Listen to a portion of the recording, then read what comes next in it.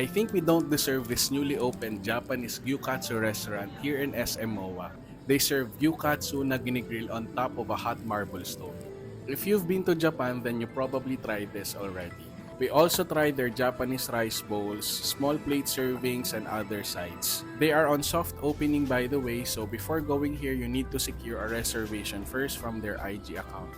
This is a unique dining experience for us, so here's our honest review. First is their beef gyudon. Parang kakaiba yung style ng beef gyudon nila kasi ang alam ko, may caramelized onion. Works well yung egg, I think nagbabalance siya sa lasa ng beef.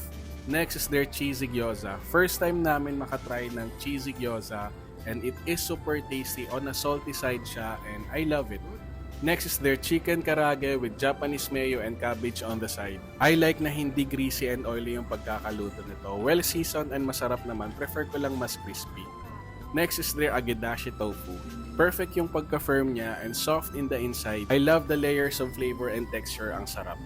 Next is their enoki mushroom chips. I love the idea na para siyang tempura style. I love it and this is really a must-have on your menu. This is their ganso edamame. Simple and common na to sa Japanese resto but perfectly hits the spot.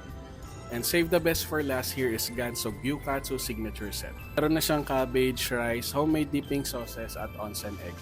So before grilling it, make sure to season it with uji matcha salt or sancho salt. Pero okay lang din naman kung plain lang gusto mo. Slightly crispy on the outside, tender in the inside, and rich yung flavor ng beef cutlet na to. Perfect to dip with onsen egg tapos may rice. This is their gyukatsu strip loin set. Ang ganda ng marbling ng beef na to. Prefer lang namin na 10 to 15 seconds yung grilling niya para achieve yung medium rare. Yung whole experience ng unang kagat, ang flavorful tapos ang lambot. Mas ma-appreciate nyo siya kung mainit-init pa tapos isabay nyo with rice. Yung cabbage naman nila, make sure to put their homemade gamedare sauce. Okay siya for appetizer at pampatanggal ng umay. Yung miso soup nila, perfect partner from time to time for more comforting experience. For refreshments naman, we tried their mango and watermelon fruit shakes. Okay naman siya but we prefer na may nalalasahan pa kaming bits ng fruits. And to wrap it off, ewan ko ba pero super satisfied ako nung nag-order ako ng Coke. It makes the whole gyukatsu experience complete.